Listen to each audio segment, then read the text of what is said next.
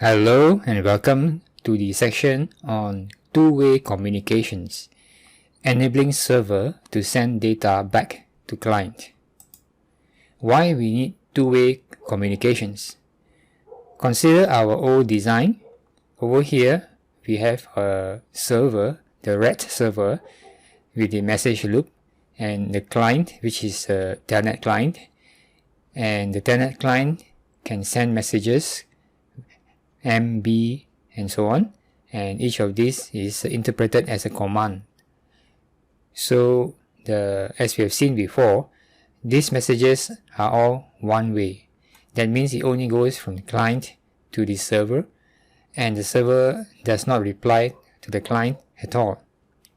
However, it is important for a server to be able to feedback data to the client. For example, if the client wanted the server to find out something about the machine, or wanted the machine to perform some action and wanted some confirmation, then it is important for the server to respond to the client by sending back the data. For example, if we have a new command H, whatever that H might be, and that H is supposed to perform some kind of task on the server.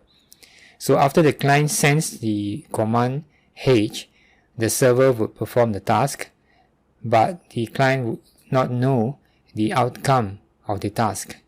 So this is a design flaw in the existing design that we are currently using.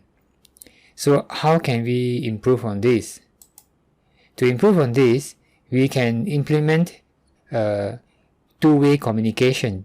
That means the client can send data to the server, and the server can also respond with some data back to the client. So the blue arrow here indicates the server sending back some kind of data back to the client. Two-way communications red. So this would be our new design for our next upcoming project. We are going to implement the same messaging command M, which means message, B for beeping sound, and we are going to change our quit message to become S, shutdown, for greater clarity. And then we are going to introduce a new command called H, that means help. For example, if the client user wanted to get some help on the commands that are available on the server, so the client can send a command H, which means request for the command menu. So the server should be able to do whatever it needs to do, and then it will need to respond back to the client, sending back the command menu. So this is what we are going to implement in our next project.